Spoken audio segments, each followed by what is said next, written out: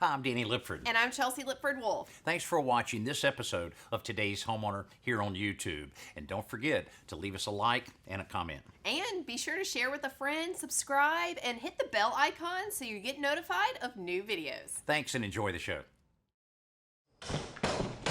This place is a mess, but it's going to be a beautiful kitchen before the end of the show. Today's Homeowner with Danny Lipford, the voice of home improvement, with projects, tips, and ideas to help you improve your home.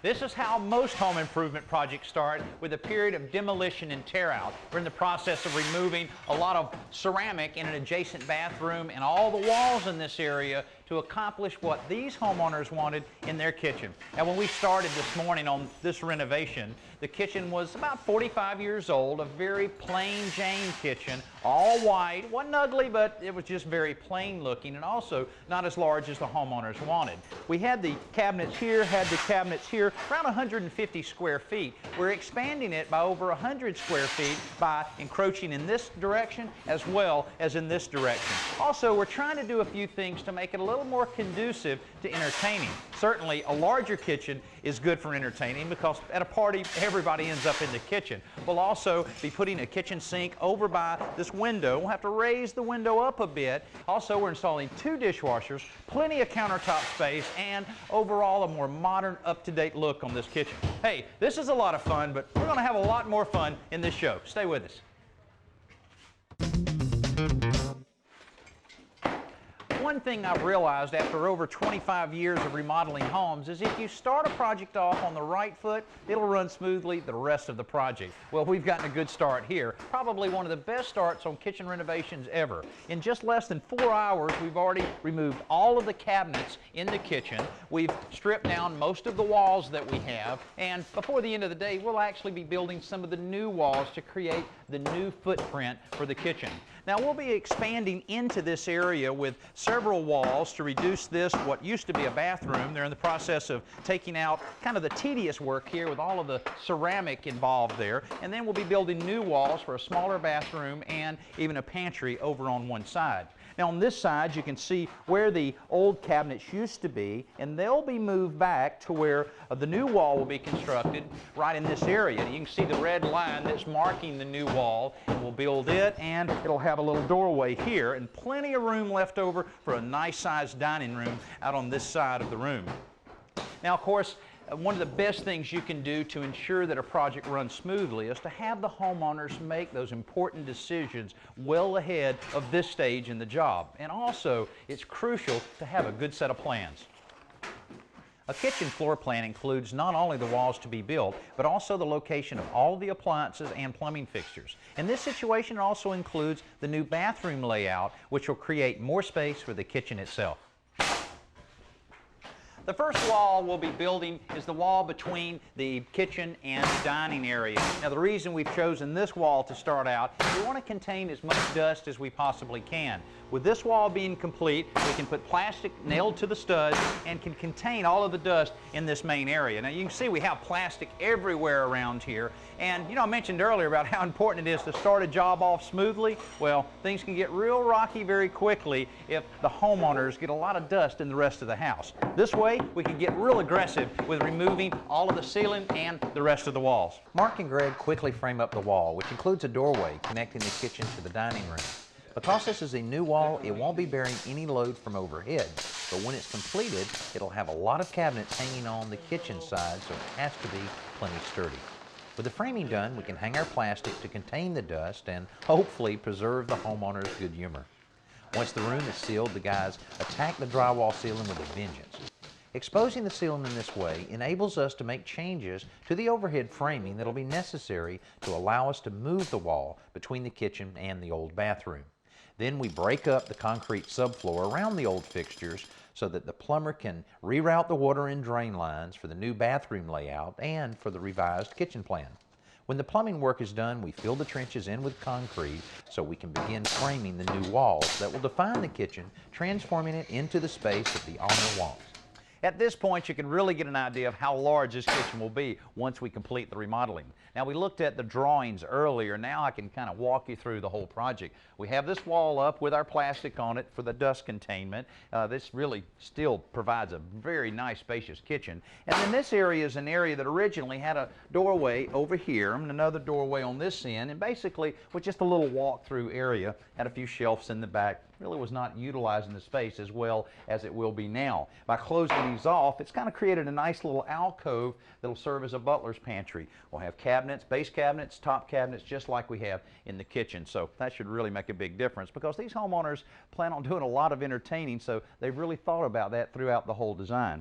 Now here's another idea. You got to have an ice maker when you're entertaining a lot, so the large island that we'll have in the middle of the kitchen will actually have a ice maker installed within it. That's why we have all of the piping, and also some of the electrical lines will be coming up through one of the conduits there. Now the plumber had to do a bit of work here, but quite a bit of work over on the bathroom that we've reduced the size of it considerably. We have the toilet here, we'll have a pedestal sink here, and then the shower over on this side. So still sufficient room for the full bath that we'll be able to maintain. Now this area will actually be kind of a pantry, overflow pantry, and you may notice the wide opening here. The door won't be that big, but the pocket door frame that we have here will be put in during the framing stage, and then the doorway will be here and slide right into the fake wall that we have as part of the pocket door frame. Now back to the entertaining part, the homeowners thought about how nice it would be to have a second dishwasher to handle all those dishes after a party. So they saved their old dishwasher that we removed when we did all of the demolition in the kitchen itself, and it'll be installed over on this side inside the pantry, and the door will open and close and be a perfect little place to kind of hide that dishwasher out of the way. Hey, things are moving along real well here, and we're going to complete this project before the end of the show.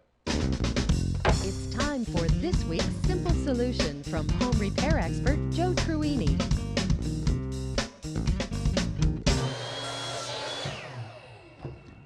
We've shared with you a lot of tips around the workshop, but one of the best tips is to use your eye protection. The two problems about eye goggles is not that people don't want to wear them, you ordinarily do. It's just you can't find them, or if you find them, they're all scratched up because they're made of plastic. Now, one of the first tip, one of the easiest way to keep your goggles handy is to put a little cord on them, as we've done here. This is just what's called Mason's line. It's just nylon cord you can find at any hardware store. These particular goggles actually had holes in the end, and I just knotted it. And you hang it around your neck. You don't have to worry about us losing these with this color. No. And the nice thing about this is when you're working, you don't always have the goggles on. You have a tendency to take them on and put them off, take them off, put them on. And so this way you can just leave them around your neck and they're always handy. But what about the scratches? Because, you know, when you take these and throw them in the toolbox or whatever, they get so scratchy that you're just not going to use them. Yeah, and once they get scratched up, they're impossible. You don't wear them at all because you can't see at them. So this is a really simple tip. You just get an old clean cotton sock, and you just take the eyeglasses, the safety glasses or the goggles, and slip them right inside the sock. Now this not only prevents them from getting all scratched up, but it keeps dust out and dirt. And it's particularly important if you keep it in a toolbox where it might be rattling around against steel tools. Of course, a good idea to use clean socks, right? Absolutely. Boy, I just love an interior wood door. Now this is a 6-panel door, a very common, very traditional type door, and it's the same door throughout the rest of the house. Now this is 2 panels, and 2 up here. Now we've got a very spacious room here, so we're really not worried about making this room really seem larger than it is. But if you're in a situation where you're changing a few doors and want to kind of create a little optical illusion, you can do that by installing a 4-panel door. That's 2 panels, which will give you the impression that the door is a little taller than it actually is. It's a good little trick to make a room feel larger than it actually is. Now, before any of the trim and doors were installed in this room, of course, we had a visit for several days from our drywall contractor. He installed all of the sheets on the walls as well as the ceiling. Then our finisher was right behind him, very diligent in creating this nice, smooth wall and ceiling that the homeowners wanted. And again, it matches the rest of the house. Now also, if you remember earlier in the show, we looked at a pocket door frame that we were installing in this opening. It was a larger opening, but now that the frame's in place and the drywall's in place, it looks a lot different. Very soon they'll be installing the door that'll slide right inside and finish the trim on this door. Now, a lot of cabinets are coming in here, so we're holding off on the other trim like the crown and the base until the cabinets are in place. That way we can tie everything right back into the base cabinets. And the crown molding going in here is actually a stained crown molding, so the painter's busy staining and polyurethaning that before we install that. Now, in the next room, which is the dining room that we created by building this wall, we're doing something that we do quite a bit and homeowners just love it, where we take 3 pieces of stock molding, put them together in a certain way that really makes it look like a large piece of custom molding. Years ago, trim carpenters started combining stock moldings to create very custom looking moldings. Let me show you what we're doing here. This is a little model that we built up to show the homeowners what the trim will look like once we combined the 3 different pieces of molding. Now, this is a piece of crown molding in 2 different sizes of very common base molding. Now, what we've done basically is just put these together to create the kind of molding that we're looking at. Now, what's important is that when the 2 pieces of base molding is installed on the wall, that the spacing is just right. So they pop blue lines all the way around and put the top one on first, and then we're very careful to put the wall piece on because we want the reveal of the molding to be perfect. And that reveal is the crucial point between here and here and here and here, so that when everything's complete and it's caulked and painted, it'll actually look like one solid piece of custom molding. Now, they've completed the initial nailing of the crown molding here. They'll continue all the way around the room, and we can turn this room over to the painter. Then we'll be ready for the cabinets to go into the kitchen. And these are some gorgeous cabinets, so stick around. After our Best New Product segment, we'll show you what it looks like with the cabinets installed. Let's join Danny at the Home Center to check out this week's best new product, brought to you by the Home Depot. One of the most common questions I get these days, what can I do about the grout stains on my ceramic floor or countertops? Well, it's fairly easy to solve this problem. First of all, start out with a stain-proof grout. That's fairly easy now that Traffic Master has introduced a quart size and gallon size stain-proof grout, and it's available in a ton of different colors, so I'm sure you can find one that fits perfectly the project that you're undertaking. Now, if you already have ceramic tile down and the grout has stains in it, you can also clean the grout thoroughly and apply a thin coat of this grout right over the top of it to change the color completely or to blend in what you already have. Now, if you're working on just a small project like a shower stall or a ceramic countertop and you want to improve it, this is a neat little kit that'll help you out there. First of all, it has a handle with a fairly abrasive blade on the end that'll help you clean out the grout. Then you have the grout itself that can be applied with a little rubber squeegee that comes included, that's included in the kit. Also, any other cracks you may have around your shower stall or countertop can be handled with the caulk that matches the grout, and then of course the sponge for cleanup. Now, all of these products are very reasonable and may just be the solution that you're looking for your stained grout. Since the countertops and the cabinets have been installed in this kitchen renovation, there's been a flurry of activity. Electricians and plumbers have been out on the job installing all of the plumbing fixtures and all of the brand new appliances throughout the kitchen. Now, Mark and Richard are in the process of finishing up the installation of a vent hood that's tucked in behind this custom wood cover that our cabinet maker created for us. Not only does it hide the vent hood itself, but that extra storage space will always come in handy in a kitchen like this. Now, one of the biggest changes in the overall look of this kitchen is when the granite countertops were installed. Boy, Eric, it was great you were able to get this whole Allen countertop in one piece. Yeah, whenever we can, the size of the the slab and the shape of the piece and the weight of it and all. If we can do it, we like to go as big as we can on things. Well, granite's not very forgiving, so I know that you have to do a lot of measurement. How do you ensure that your measurements will make it out here like these do, to where everything fits like it should? Well, we'll come and do templates. We actually use a thin plywood and some industrial glue and a lot of notes with magic markers I'll bet. And that kind of thing, to make sure that all I have to do is just hand it to whoever's cutting it, and it'll come back in the same shape as the template. Great. A system is always important in a situation like that. And what about the cabinets themselves? They really got to be level, and they've got to be ready to support a lot of weight. Yeah, especially on a long run, you know, if it's not level, you can end up with gaps, or you can end up with pressure points that could, you know, cause you some problems down the road. So yeah, a lot of level, you know, it's got to be level, and a lot of side support with the cabinet walls. Okay, and I know that you try to eliminate as many seams as possible, but inevitably you're going to end up with a few seams. But I notice that you concentrate a lot of the seams where you're cutting out, like this case is the stove top, and then of course we have the sink area. Now, how will you address those seams as you're finishing up the project? Well, we'll put seams here because it'll be a shorter seam, a lot less to see, and then they'll use color matched epoxy.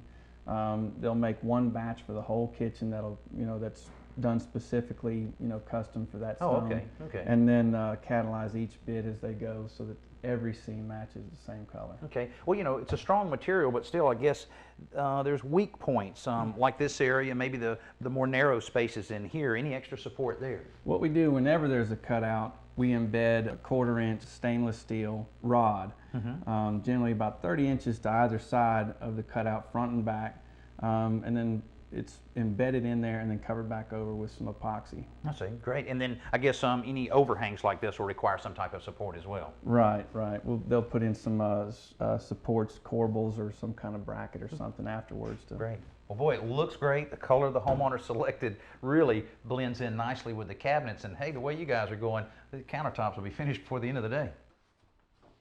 This kitchen is almost complete, and I mentioned earlier how the homeowners really wanted everything set up for a lot of entertaining. Well, they certainly considered that when they selected a lot of their appliances. This is a 5-burner gas cooktop, so plenty of room there, and neat little racks on the back of the backsplash here. Perfect for keeping things warm while you're preparing the rest of the meal. And when you're entertaining, you got to have plenty of ice. Ice maker here, stainless steel front, and a lot of capacity for the extra ice that may be needed. Dishwasher, again, stainless steel. And this particular one, like many dishwashers these days, are designed to be as quiet as possible. Now, I mentioned we saved the other dishwasher from the earlier kitchen. We have it tucked away in the little walk-in pantry for any use that you may have when you're having all those dirty dishes after a party. Then conveniently located refrigerator with the refrigerator on the top and the freezer down below. Also plenty of cooking capacity in this kitchen with a double oven as well as a microwave on that end of the kitchen. Now, I'll tell you, everything is just about complete here, and we'll give you the recap of this entire kitchen renovation right after our Around the Yard. Let's head outside for Around the Yard with lawn and garden expert Tricia Craven-Worley. Brought to you by TimberTech Composite Decking. Tricia, I found your string trimmer in your garage. Good. And I've heard of attachments for these things, but what's the deal with this? Well, you know, jewelry cuffs are all the rage this year. I don't think this is a jewelry cuff. Well, no, but it is a really nice cuff, and the purpose for it is protecting tree trunks. Okay, well, if it's to protect tree trunks, what is it doing on the string trimmer? Well, what I do is, as you can see, with all this great rain we've had, unfortunately, I've also had a bumper crop of weeds. Yeah, you're getting behind here a little bit. I am, and I love to, frankly, I like to pull them by hand because then I know I get the roots. But when it's this much out of control, I've got to do something drastic. Okay. So, as you can see, I cut the top and the bottom off of this juice bottle. And with an opening like this, I can wrap this around this little tree and protect it. Boy, I tell you, I've seen string trimmers get too close to a lot of different kind of plants and really doesn't look good, and I guess kind of a way that diseases can get in there. Absolutely, it mars the tree and it definitely leaves it open to disease. And this way, with this protection around it, the trimmer can get right up to it and get rid of all of these weeds before they go to seed. Great idea. You know, the other thing I want to tell you about is also, we don't leave it here. I take it with me for the next time you come over and help me out. On many of our kitchen renovation projects, we're usually removing walls to make the kitchen larger. Here, we built the wall between the kitchen and dining room, but certainly didn't compromise on the size of this kitchen.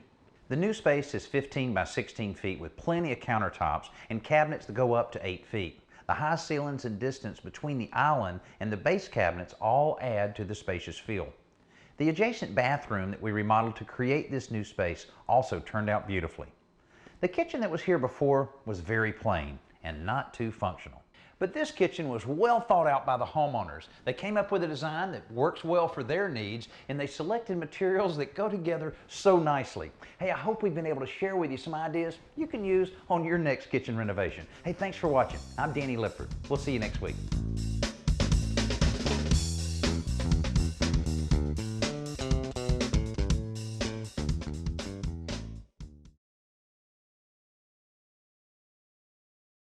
Thanks for watching this episode of Today's Homeowner. And don't forget to like, comment, and hit the bell icon so that you'll be notified of new videos. And be sure to click around and watch some more videos while you're here.